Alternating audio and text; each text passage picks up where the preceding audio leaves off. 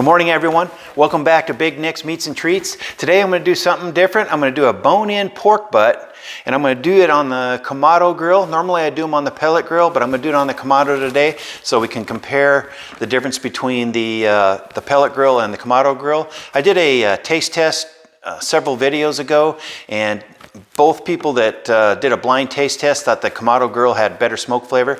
So I'm going to do it on the Kamado, and I'm also going to paper wrap it after it gets through the stall. Normally I either do no wrap or I do foil wrap. So I'm going to do it paper wrapped on the Kamado grill today. So to get started, I have about a 9.5 pound pork butt. I'm going to get this thing open, get it seasoned, and we'll get her on the grill.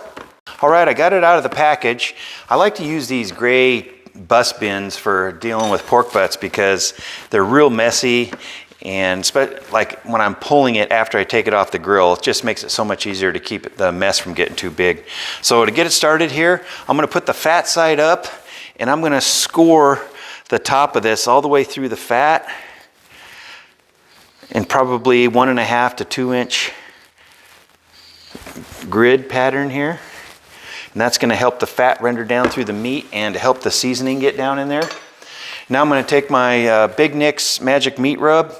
The recipe for that is in an earlier video if you want to look at it. And I'm going to put a nice heavy coat of rub all the way around on this thing. And then I'm going to season it again later when I pull it. This thing's probably going to take 12 hours. I'm going to try and keep the Kamado at around 225 to 240. Somewhere in there. It'll probably take about 12 hours, and I'm going to go for an internal temperature of about 205. Make sure you get the ends.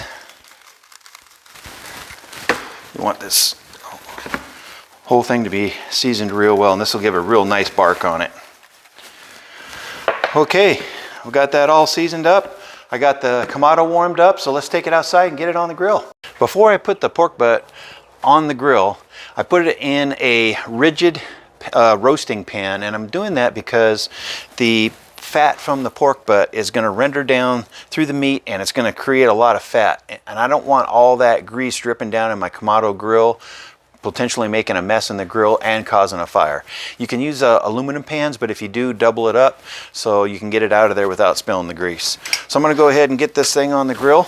I got the grill at about 240 degrees right now. I'm going to try and run it between 225, 240. Like I said before, this will probably take about 12 hours. So we'll see you when we get ready to wrap it, probably 6 to 7 hours. See you in a bit.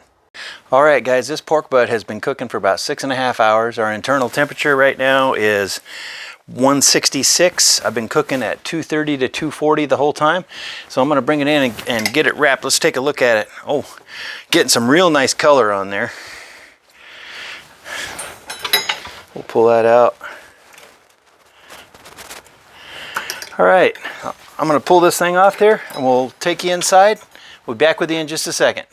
All right, I got the pork butt out of the pan. I have two 18-inch pieces of pink butcher paper. They're a little over 3 foot long, maybe 4 foot. I'm going to go ahead and roll the pork butt up in this. And then I'm going to fold the sides over. And then keep rolling. Try to keep that tucked in. There we go. Now I'm going to put this thing back on the grill, still at 235, 240 degrees, and I'm going to cook it till the internal temperature is about 205, or until that meat probe just slides in and out of there like it's in butter. So we'll see you in a few hours. It's been a really long day. 12.5 hours in now, this thing's been cooking. We cooked it at about 250 the majority of the time. I'm getting ready to open the paper here. We'll take a look at it, see what it looks like. Ooh boy, it sure smells good. Amazing.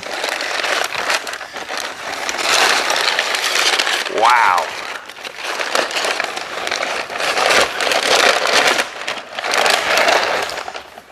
Man, look at that.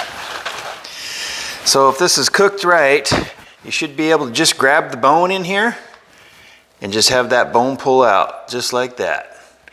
And that tells you that it's cooked just to the right temperature. That thing will just slide out, no problem. Oh, look how nice that's pulling apart. Super nice. Yeah. Great. Ooh, it is smoking hot. I'm going to use my tines here and shred this up a little bit. Key thing when you're doing pulled pork, you want to make sure you season as you go. So I'm gonna shred this here a little bit and get it seasoned up, and then we'll get back to you in a couple minutes and I'll do a taste test and we'll call her good for the day. So I'll see you in a couple minutes. Welcome back. This thing was cooked so perfectly and so tender, I was able to just pull it apart with my hands in just a couple of minutes. I didn't even need to use the tines. So it shredded out perfectly.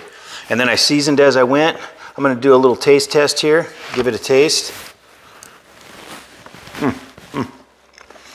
So good.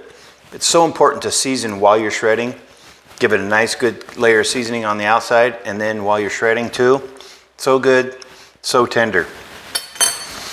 Make sure you give us a like and a subscribe if you like the video, and we'll do more videos for you. If you're interested in the type of meat thermometers I use, I'll put a link down there in the bottom. You can click on that and we'll save you some money when you get one. Until I do another video, watch me work, baby. Watch me work.